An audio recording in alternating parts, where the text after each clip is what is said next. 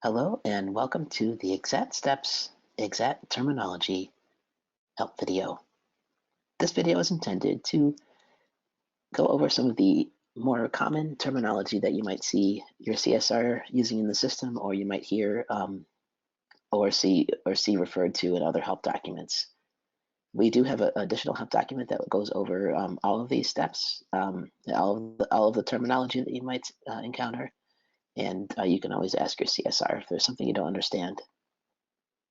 Let's just go over some of the basic things that you'll see in STEPS. So one of the things that we're going to go over today is navigation terms. So let's take a look at what some of those are. When you're in STEPS, you might see something like advanced search, quick search, or breadcrumbs. The advanced search refers to any search functionality that's going to let you filter lists with lots of different criteria. It depends on what you're searching for, what the criteria might be, but it's intended to be able to give you lots of options in terms of searching. The quick search is used when you know what you want to look for and you just want to type in part of it. The quick search is going to predict a little bit what you're looking for and start to suggest some options. One thing to note about the quick search, if you have just recently added the piece of data that you're looking for, it will not, the quick search won't have yet populated that information. It usually takes a few hours for that to happen. So if you just added a new site, for instance, or a new student, it will take a little while for that person to show up in the quick search, although you would still be able to find them in the advanced search. Another navigational tool is breadcrumbs, and you'll hear these referred to by your CSR sometimes. Breadcrumbs are these pathways between where you started to and where you went to. You can use the breadcrumbs to get back to where you were before, just by clicking on any part of the string that you see here. So that's our navigational terms. Next thing we're going to look at are terms that really are about sites. So first of all, what is a site? A site in your system is going to refer to hospitals, clinics, or other locations where your students are placed. It's a physical location, a site. So what kinds of sites are there? Well, there's something you're going to hear about that's called a child site. A child site is any site that is attached to a parent site or is affiliated with a contract group. So that's what you're going to see.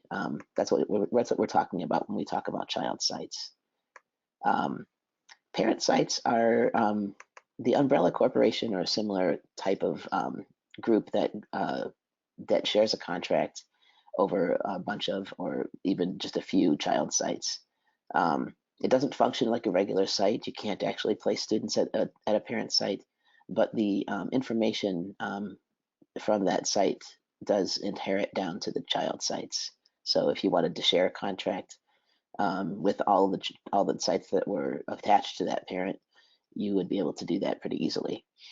Also, documents and requirements and settings can be done that way too. You're also going to hear a reference to something called a site group, and a site group is just that group of affiliated sites that are connected to a parent. The term is a little bit synonymous in Exxat. You'll hear site group and you'll hear parent site group, and they both mean the same thing.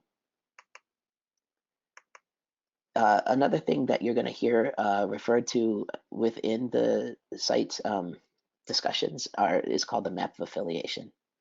And the map of affiliation is an interactive list of all the sites which you have contracts to in the system. So not your parent sites, but your child sites, any site where a student could be placed.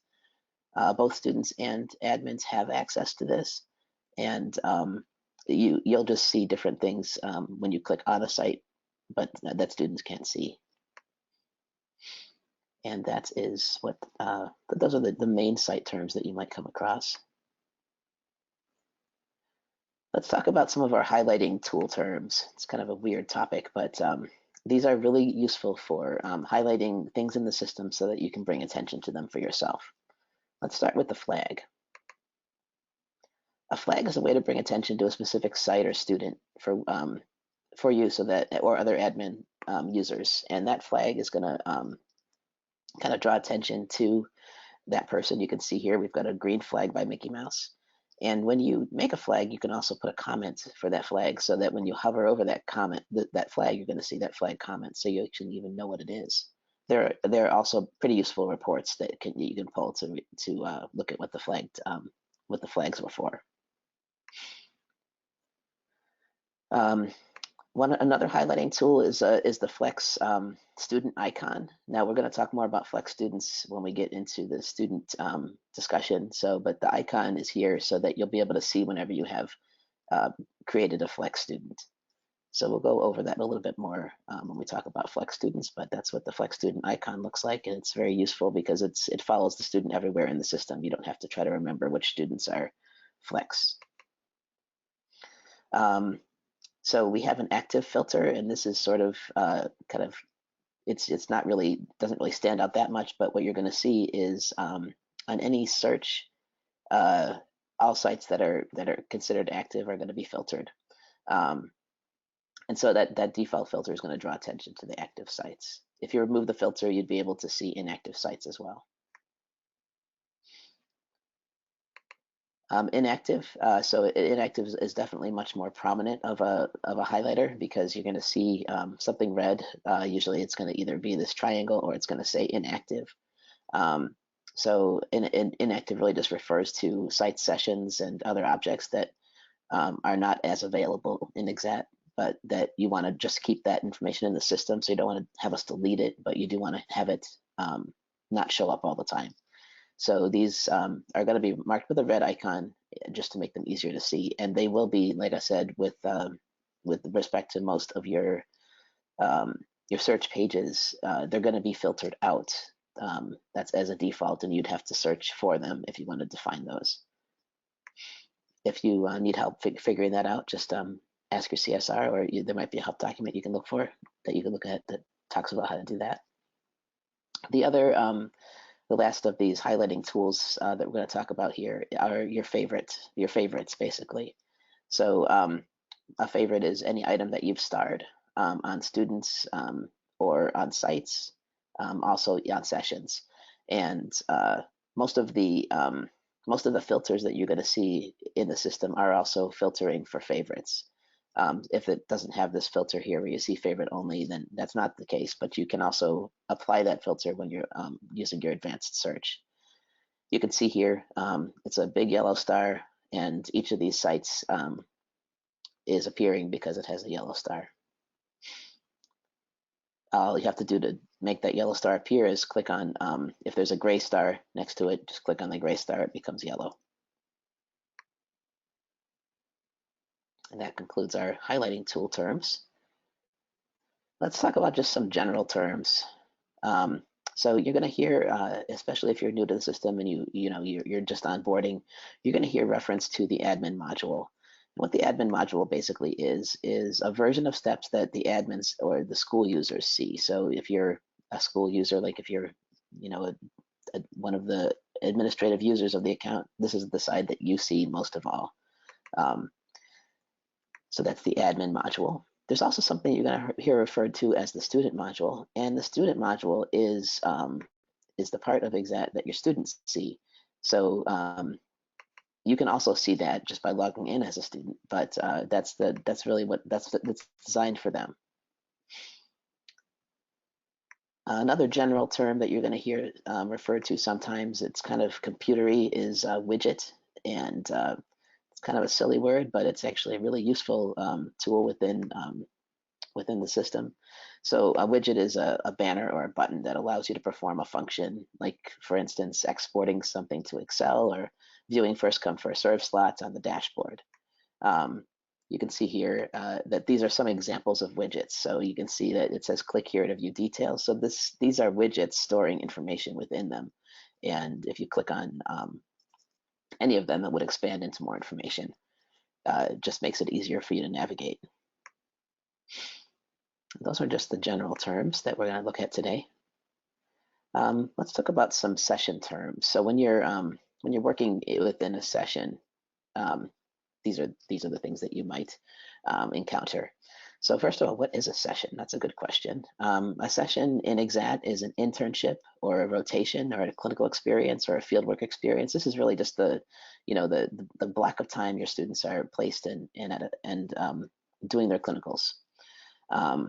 So that's what a session is. And some of the terms you're going to hear within sessions are, first of all, auto placement.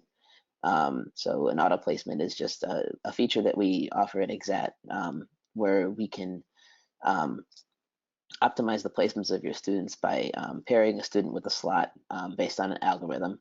And that's just a fancy way of saying, we can place your students, suggest placements for your students based on their wish lists and any other, some other criteria that you might be interested in having us apply, like distance locations or whether or not they've fulfilled requirements. So it places the students based on those terms. Another session term you're going to hear sometimes, well, often actually, is a session sequence. So I already talked about the session, but a session sequence is the start and end dates of a session. So basically, when you create a session, you can create it without first adding these dates, and then you apply the dates later. You'll see it when you're creating sessions. You'll see something that's called a session sequence. There can also be more than one set of dates, and that you would have, several session sequences. They're all applied within the session setup. And those are, oh, wait, one more here, session activities. You're going to hear session activity or session activities, plural, when you're talking about setting up your sessions.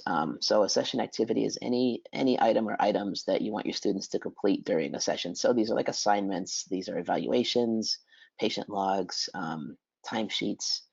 When the student sees them on their placement page, they're going to see them as a to-do list. So these are basically the session activities that have been set up for this particular student, and they would click on them to complete them within the session or the clinical experience. Last thing we're going to talk about are just some terms that we use to refer to students. So let's take a look at some of those. So some student terminology you're going to see in the system. And this kind of does get people confused occasionally. You're going to hear the word batch, and what we mean by batch is class or group of students. So the class of 2019 or the class of 2020. That's what batch refers to. It's any sort of cohort or group of students that travels together through a program. We already talked about auto placements, but there it is again. They're the automated placements that pair students with slots. It's here because it directly relates to students. A mock or a test student. So a mock or a test student is the student role used by admins to test out various functionalities within the system. You're going to be given a mock student. You can ask for any additional mock students as well if you want to have one for each batch of students. You could do that. And that's totally fine. The last of these is a flex student, and we already talked about what a flex student icon looks like, but a flex student is basically a student who can be placed in any rotation or participate in any wish list, regardless of the batch that they belong to. So these are your out of sync students who maybe had to take a leave or had to repeat a course and are therefore having to take or be in a clinical experience that is with a class ahead of them usually. You're going to see that icon with the left-right purple arrows next to that student's name if they are a flex student, and you'll be able to place them in sessions that are not part of their class or batch. So those are all of our main terms, and I appreciate you taking the time today to listen to this short video about those. I want to go ahead and point out that you can find a more in-depth document about this at our Help Center at help.exxat.com. And it goes through most of the things I went through and also some additional ones. So you should definitely take a look at that if you want to delve into more advanced terminology. And if you go there to the Help Center, what you're going to do is you'll type terminology into this search field, and it's going to take you directly to the help document that inspired this video today. I appreciate you taking the time, and I hope to see you again. Thank you.